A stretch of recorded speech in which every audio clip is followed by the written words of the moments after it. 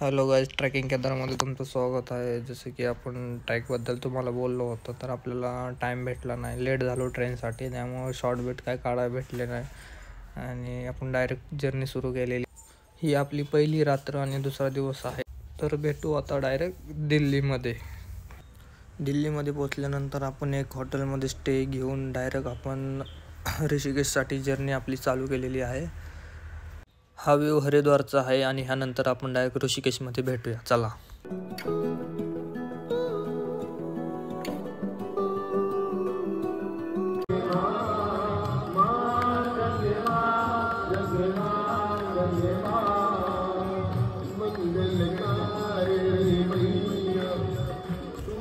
गंगा नदीचं आपण दर्शन घेतलं आहे आणि आपण गंगा आरतीला सुद्धा उपस्थित होतो. गंगा आरतीला उपस्थित असताना खूप एनर्जेटिक फील होत होतं आणि त्यानंतर आपण सुरुवात करणार आहे पुढची जर्नी म्हणजे देहरादून. तर या भेटू देहरादूनमध्ये.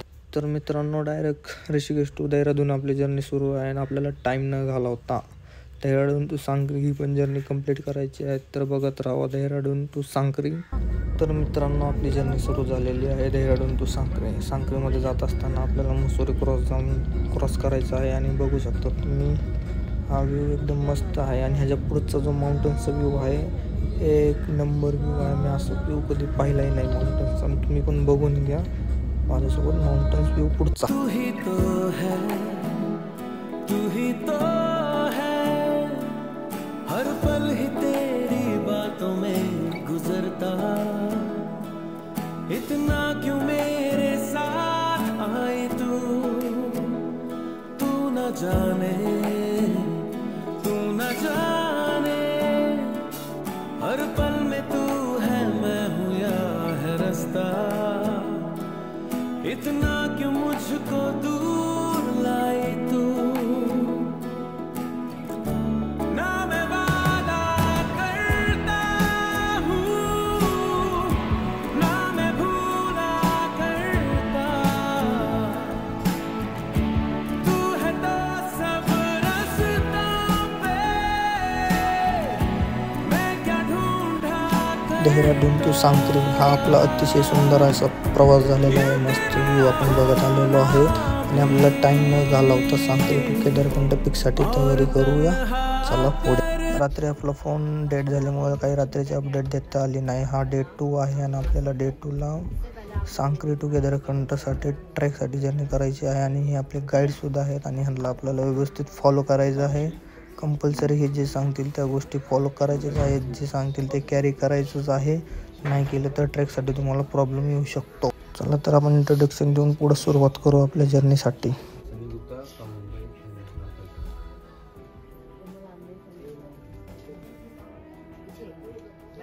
Kedar Nikam from Pune, Himalaya first track.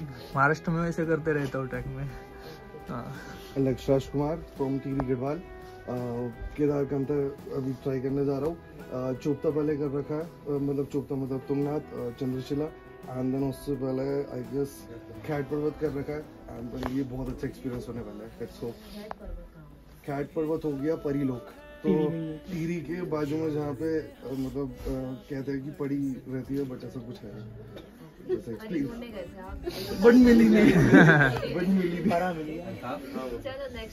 Introduction झाल्यानंतर आपण नाश्त्यासाठी बाहेर आलो ना. आम्ही रात्री ह्यामध्येच स्टे केला होता आणि हे आपलं नाश्त्याचं ठिकाण आहे.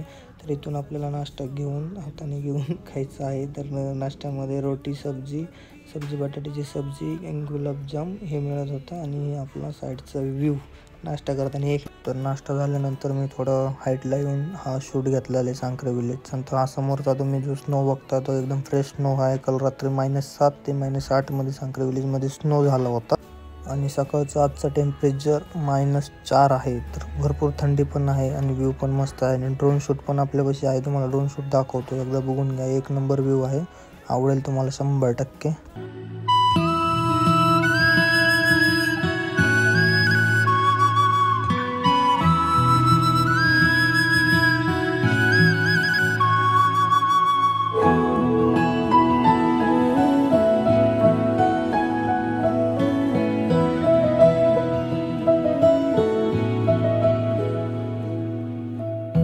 इन वादियों में टकरा चुके हैं तर मित्रांनो, हा सांकरे आणि सिद्री विलेजचा व्ह्यू तुम्हाला कसा वाटला तो कमेंट करून सांगा. आणि इथून पुढे आपण सांकरे टू केदारकंठ पीकसाठी जाणार आहोत. तर चला, तर ट्रॅक सुरू करून 2 ते 2.5 किलोमीटर झालेले आहे सांकरे गावापासून. बर्फ पण बघायला भेटलेली आहे. बैक पीछे मुड़ो, पीछे मुड़ शाहरुख खान. तर मस्ती करत आपण निघलो आहे हरगाव कॅम्प साईडला. आणि आज आपल्याला जुडा कदाल पण कव्हर करायचा. हा व्ह्यू बघून या, 1 नंबर व्ह्यू आहे. तो एन्जॉय करत राहा फक्त. इश्क है या क्या है, ऐसे तुम मिले हो, ऐसे तुम. तर आपली ही हरगाव कॅम्प साईड आहे ना. आपण आज रात्री इथे स्टे करणार. आणि तुम्ही बघू शकता व्ह्यू काय कडक आहे. बर्फाची चादर, काय व्ह्यू दिसत आहे एकदम कडक. आपण इथून पुढे जाणार आहे जुडा कदालला. तोपर्यंत व्ह्यू एन्जॉय करून घ्या.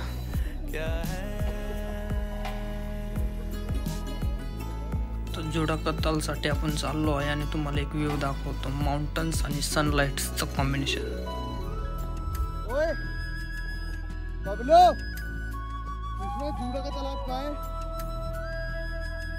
कसा वाटला व्ह्यू. आणि आता आपण चाललो आहोत जुडा कदालसाठी. तर आता आपण आलेलो आहे जुडा कदालला बेस कॅम्प साईडला. आणि जुडा कदालची हिस्ट्री महादेवशी रिलेटेड आहे.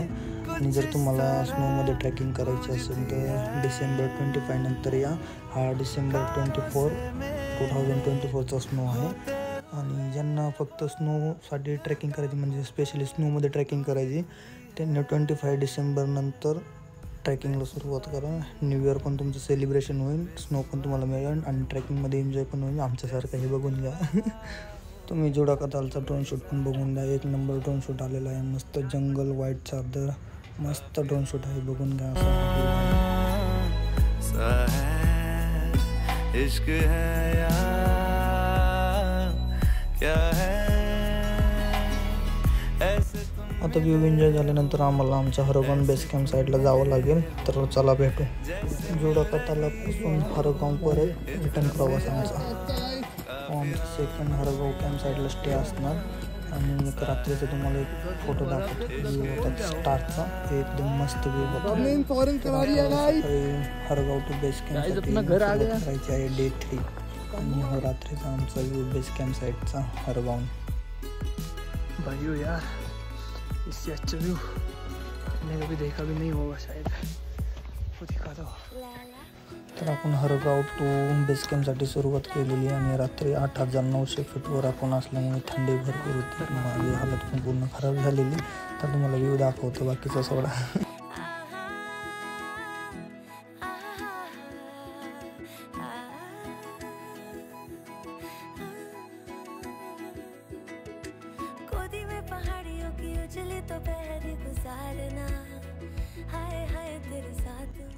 हा थकून थांबलेला आपला यूट्यूबर मित्र आहे. आणि आपण हरगावपासून केदारकंठ बेस कॅम्पपर्यंत आलेलो आहोत. आत्ता मॅक्झिमम हाईट 11,250 फीट आपण उंचीवर आहे. तर आणि आता ट्रॅकमध्ये आमच्या गाईडने आम्हाला कन्फर्मेशन केलं की 28 डिसेंबरला वेदर खराब आहे. आणि आज 27 डिसेंबर आहे. तर आम्हाला 28ला सनराईज भेटणार नाही. तर तुम्हाला सनसेट करायचं असेल तर सांगा. तर ऑल मेंबर्स म्हणजे ग्रुपमध्ये जेवढे काय होते ना, मुलं मुली, सगळ्यांना विचारलं, कन्फर्मेशन केलं. 27ला सनसेट करूया. 28चं सनराईज नाही होणार वेदर खराब असल्यामुळे. तर आम्हाला टाईम पण कमी आहे वरती जाण्यासाठी. वाजलेत आत्ताचे 1:30 झालेले आहे.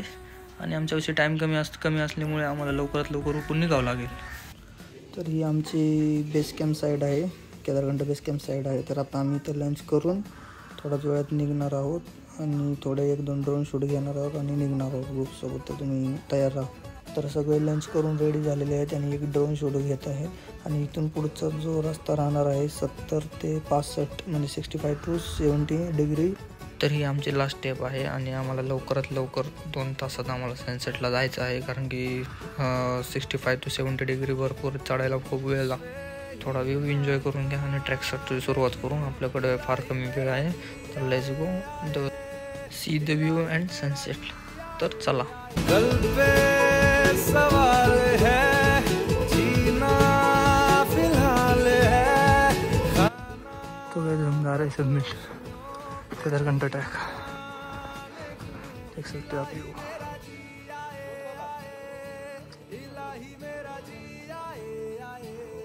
तर मित्रांनो, इथून ट्रॅक करत असताना मला काही गोष्टी आठवल्या. नंतर मी खूप इमोशनल झालो, अक्षरशः माझ्या डोळ्यात पाणी आलं. त्यामुळे मी ते रेस्ट करण्यासाठी थांबलो होतो. थांबून थोडं पाणी वगैरे पिलं आणि पुन्हा एकदा ट्रेकसाठी सुरुवात केली होती. आणि आता जो तुम्हाला दाखवणार आहे तो मधला टप्पा आहे आपला. आणि ह्या टप्प्यानंतर आपला सनसेट येणार आहे. अजून एक टप्पा होऊन सनसेट येणार आहे. तो व्ह्यू तुम्ही मिस करू नका, शेवटपर्यंत आपला व्हिडिओ बघत राहा. व्ह्यू लय भारी आहे लास्टचा.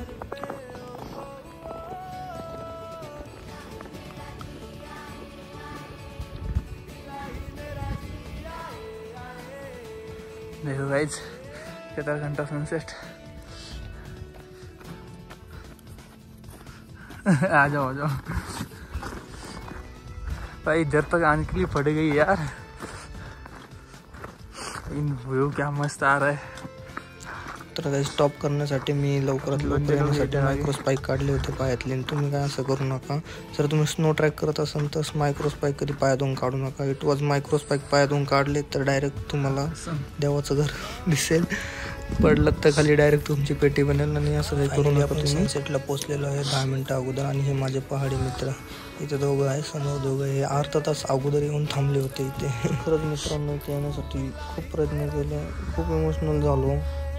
नंतर असं वाटत होतं होईल का नाही, पण प्रयत्न केला. इथपर्यंत आलो, शेवटी आलो. आणि हा तुम्ही आता व्ह्यू बघू शकता. एवढा भारी व्ह्यू दिसतोय नाही, तुम्हाला दाखवतो टॉपला गेल. आणि मित्रांनो, आम्ही 10 मिनटं पहिले इथं मी पोचलो. बाकीचे माझे मित्र अर्धा तास अगोदर पोचले होते. मी 10 मिनटं अगोदर इथं आलो.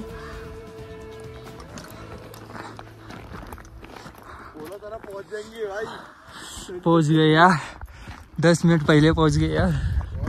हाँ ना, मी स्पाईक काढून हातात घेऊन येत होतो. तर मित्र मला बोलले होते, हे स्पाईक तू हातात का घेतली, पायात घाल ना. तर मी त्यांना बोललो की काढले नसते तर माझा सनसेट झाला नसता, त्यामुळे स्पाईक काढून आलो होतो. आणि तुम्ही असं काय करू नका, स्पाईक वगैरे काय काढू नका. स्नो ट्रॅक करत असताना स्नो ट्रॅक कंपल्सरी स्पाईकचा यूज करा. इथं म्हणजे रिक्स घेऊ नका फक्त, हेच म्हणायचं मला. मी घेतलं होतं तसं.